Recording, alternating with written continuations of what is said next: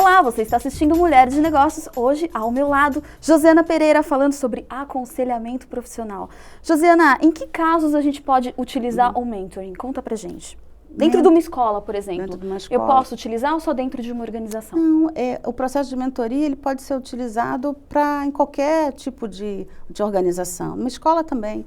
De repente eu tenho um professor que quer trabalhar com um determinado tema, ou um aluno que quer ter no grupo de professores alguém que possa discutir algumas questões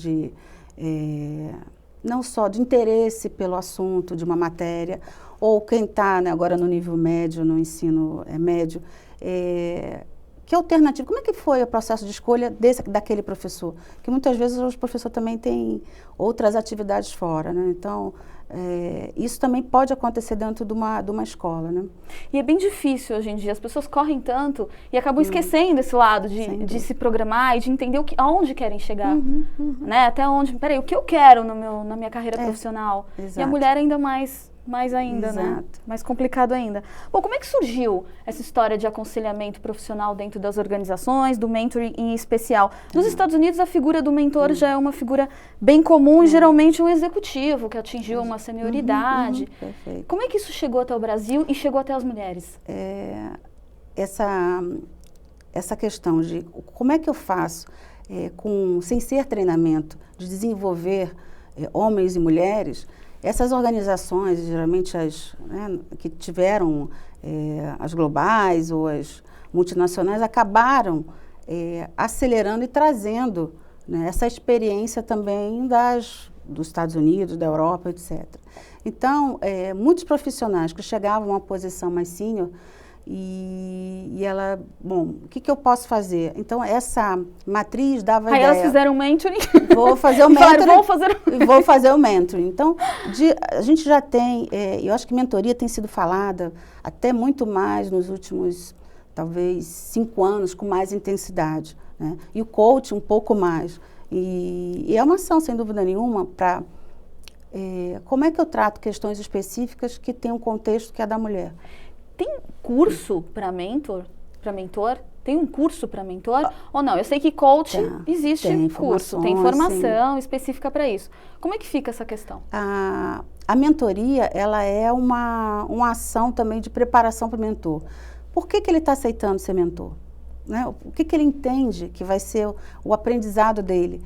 Como é que é o saber ouvir numa conversa com esse mentorado? Como é que ele compartilha a história dele de vida? Então, não tem necessariamente uma formação.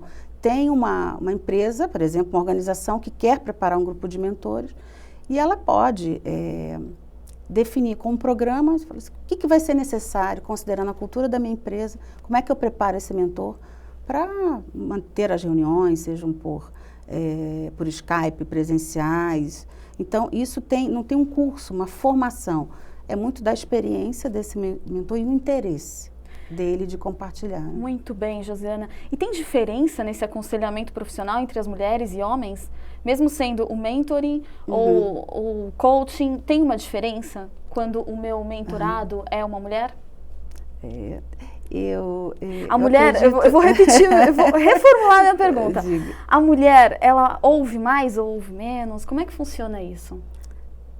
Ela está mais aberta a esse aconselhamento ou não?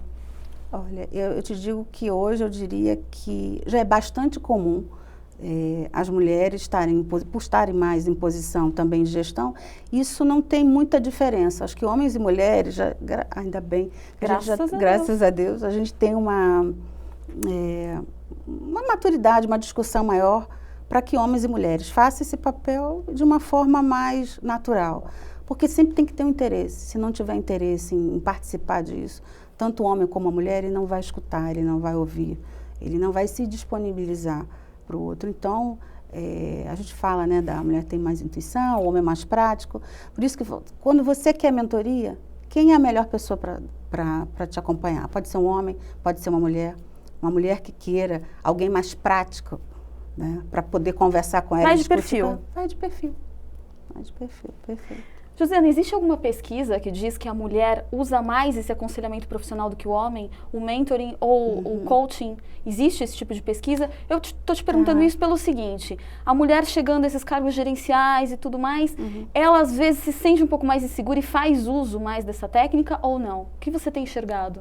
Olha, eu tenho percebido que para algumas empresas que eu trabalho e para alguns programas que eu conduzi, de forma muito positiva, essas mulheres têm chegado para o processo de coaching na mesma proporção do que homens. O que acontece, se eu tenho um funil que menos mulheres chegam a posições de gestão, eu posso ter naturalmente menos mulheres chegando para o processo de coaching.